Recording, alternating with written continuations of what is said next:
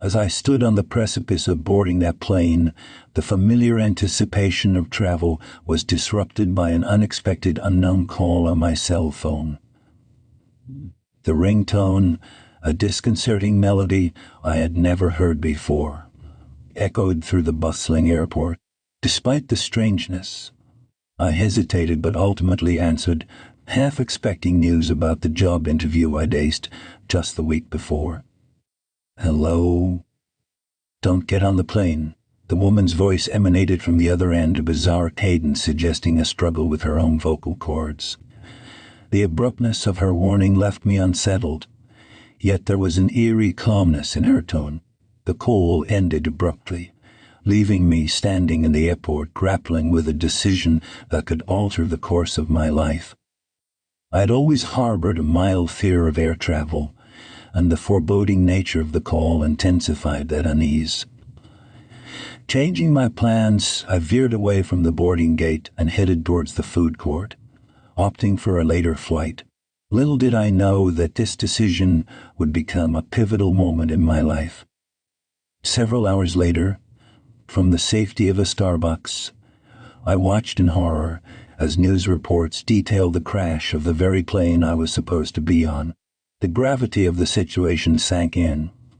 No survivors, just the twisted wreckage and the haunting realization that those mysterious calls were more than mere coincidence. Attempts to trace the calls proved futile. The police delved into phone records, scrutinized incoming and outgoing messages, only to find nothing. There was no tangible evidence that my phone had ever received a call at that critical moment. I wasn't fabricating these warnings. They were real, yet elusive. But that initial call was just the beginning. Over the years, sporadic calls continued, always cryptic, always foretelling imminent danger. "Don't go on that blind date tonight," one warned, and 5 months later, a potential suitor was convicted of heinous crimes. "Don't go to the concert tonight," another advised. And an 18-wheeler careened out of control on the highway I was meant to traverse, claiming multiple lives. It didn't matter if I changed phones or moved across the country. The calls persisted, an unseen force guiding my choices. It was an otherworldly presence, an inexplicable guardian watching over me, delivering warnings that transcended the boundaries of reason. The vivid imagination of impending doom haunted me as I envisioned scenarios of doom. An icy ocean grave, a shallow grave near a diner, a catastrophic collision with an 18-wheeler. The thin line between life and death seemed palpable, a constant reminder of the fragility of existence. And then there was the cruise, a bachelorette celebration with college friends, a week of tropical escape in the midst of winter. Yet, an underlying sense of dread accompanied the excitement.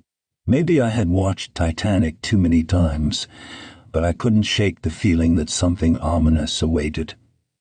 A week before the cruise, coming home after dinner with a friend, I discovered an ominous unknown message on my phone. They had never left a message before, heightening my apprehension. Despite my longing for the upcoming cruise, the message resonated with a sinister undertone. A cold, dark ocean and a horrible fate seemed to lurk beneath the surface. With a heavy heart, I pressed the play message button, and the distorted voice, akin to a throat slit, echoed through my apartment. The urgency in its cracked insistence sent shivers down my spine. "Stay away from home after dinner tonight," it repeated, each iteration intensifying the ominous warning. As the chilling message played, I pondered the intricate web of fate, wondering about the unseen forces that governed my life. The calls were both a lifeline and a curse, guiding me away from potential disasters, but leaving me with the unsettling knowledge that a mysterious entity was orchestrating my destiny.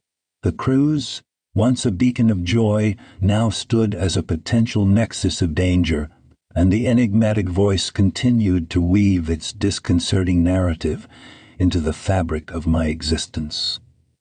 I remained in place, unable to shift from my seat, as the repetitive message continued to play. Stay away from home after dinner tonight. Stay away from home after dinner tonight. Stay away from home after dinner tonight.